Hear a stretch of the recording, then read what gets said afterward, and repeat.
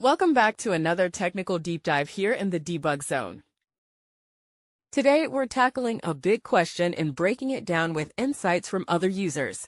Hopefully, this clears up some misconceptions and helps you get the answer you need. So buckle up, stay a little curious, and let's jump right in.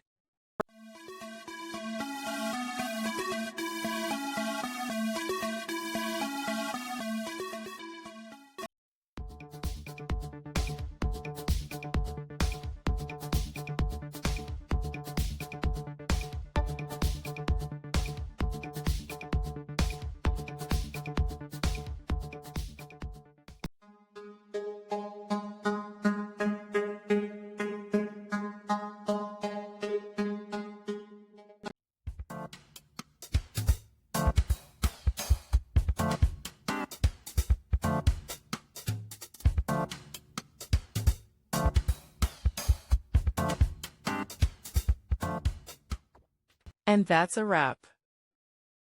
I hope you found the answer you were looking for. If you did, take a second to hit that subscribe button. It really helps out. And let me know in the comments which solution worked best for you.